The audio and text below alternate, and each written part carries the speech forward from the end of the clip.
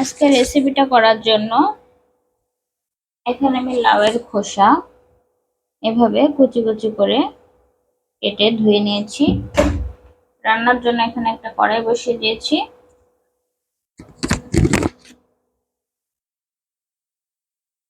এখন দিয়ে দিচ্ছি তেল। কড়াইতে অল্প একটু তেল ছিল, তাতে আমি আরো একটু তেল দিয়ে নিলাম। আর এখানে এই পরিমাণ ছোট একটা বাটির 1 বাটি পেঁয়াজ এবং রসুনটা ছুলে নিয়েছি।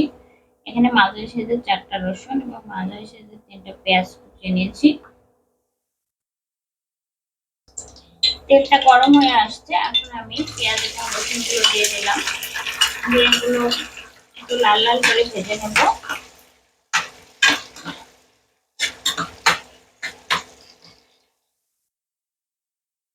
দিয়ে দিচ্ছি অল্প একটু হলুদ,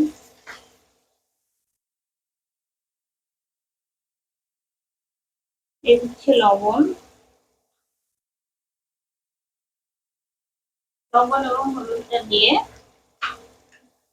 ভালো করে নেড়ে চেড়ে সবগুলো একসাথে মিক্স করে দেব।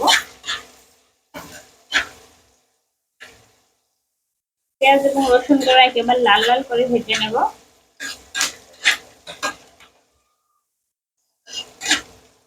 লাল লাল হয়ে আসবে, তখন একটু নরম হয়ে আসবে রসুনগুলো, সেই পর্যন্ত ভেজে নিতে হবে।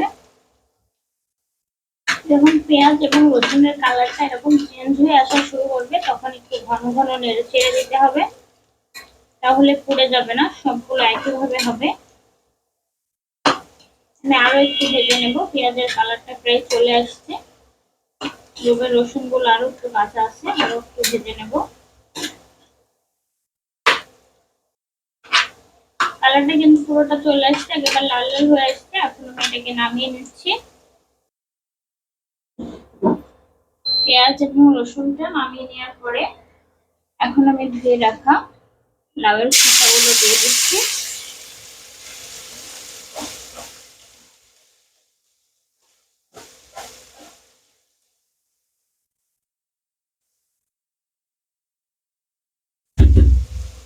লাউয়ের খোসাগুলো দেওয়ার পরে দিয়ে দিচ্ছি একটু লবণ,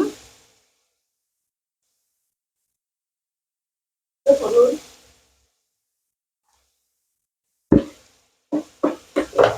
এবং এর সাথে দেব আস্ত জিরা, আস্ত কাঁচা জিরা আমি এর সাথে দিয়ে একসাথে ভেজে নেব। দিয়ে দিচ্ছি গোলমরিচ, দিয়ে সবগুলোকে একসাথে নেড়ে চেড়ে ভালো করে ভেজে নেব।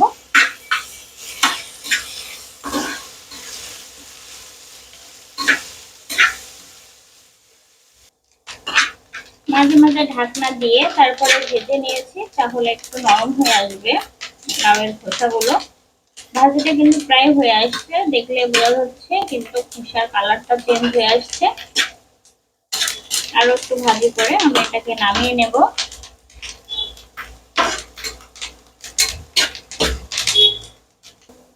ভাজিটা শেষ, এখন আমি নামিয়ে নিচ্ছি। নামিয়ে নিয়ে এগুলো এক এক করে শিলপাটায় বেটে নেব। পেঁয়াজ রসুন ভাজি এবং লাউয়ের খোসা ভাজি আলাদা আলাদা করে বেটে নেব।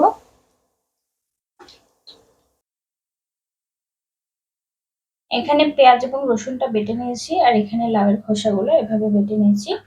আমি শুকনো ঝালটা কিন্তু ভাজিনি, শুকনো ঝালটা ভাজা ছিল বলে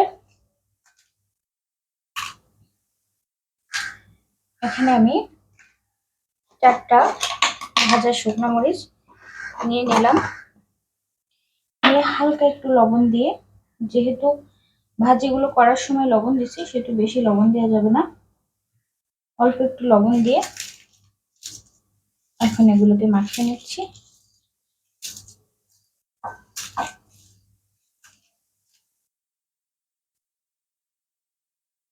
দিয়ে দিচ্ছি সরিষার তেল। এখানে অবশ্যই সরিষার তেলটা ব্যবহার করতে হবে, সয়াবিন তেল দিলে গন্ধ আসবে।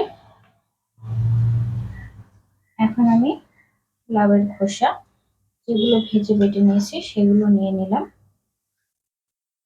নিয়ে পেঁয়াজ রসুন বাটা সেগুলোও নিয়ে নিয়েছি। নিয়ে এখন ভালো করে একসাথে মাখিয়ে নেব। আপনারা বাসায় লাউয়ের খোসাটা ফেলে না দিয়ে এভাবে এই রেসিপিটা ট্রাই করে দেখতে পারেন। এটা কিন্তু অনেক মজা হয়।